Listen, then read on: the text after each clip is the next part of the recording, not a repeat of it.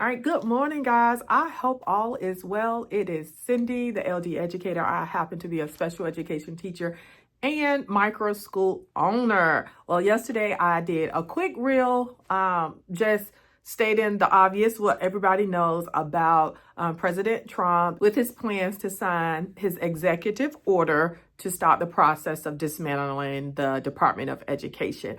Well, it happened. I think it was probably in the evening. I remember just kind of watching all day the news for it.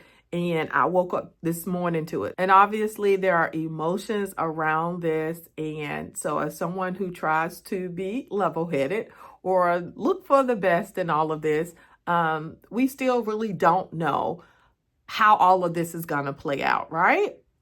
But through some of the readings that I have done this morning really quickly, there are 4 things that we know right now.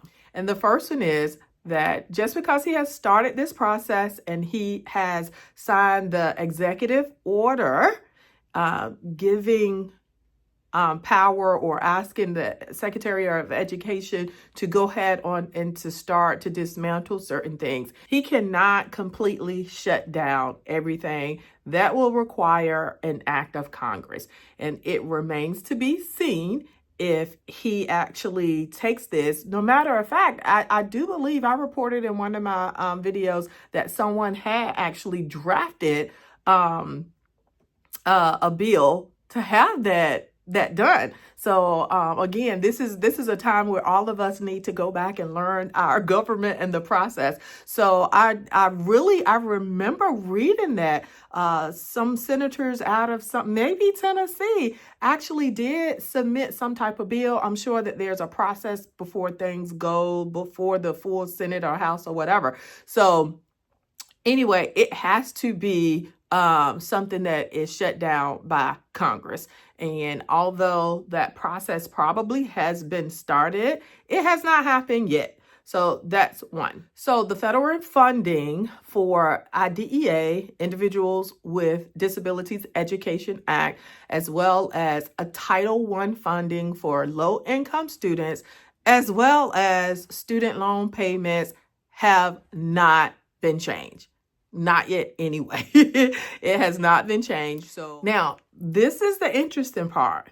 His order does ban activities and programs that advance diversity, equity, inclusion, and gender ideology. This is the part that I feel like is a walking contradiction because IDEA is all of that except for the last one. It is inclusion, it is diversity, it is equity, right?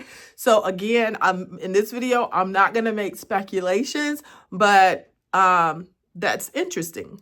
So the last one, supporters of this really want education to be in the hands of parents and the state. I'm not opposed to that. But to me, it's just not a blanket thing, right? It's not just the way that it's being done, right? And like I said, I think I'm going to do a video that deep dives a little bit more. But I think it's a good thing that more parents have responsibility for their children's education, but not in terms of other people or other organizations just walking away, right? I do think we all should have more responsibility in how our children are educated, what it looks like maybe, but that can't be a blanket statement whatsoever. At some point, once I kind of feel like I have more understanding, or once things just evolve and we see kind of what. So those to me for right now are the 4 most important things to know about where we are with the Department of Education at this moment. As things progress and we learn more, and just as I sit down and really collect my thoughts about this, then I will do another video.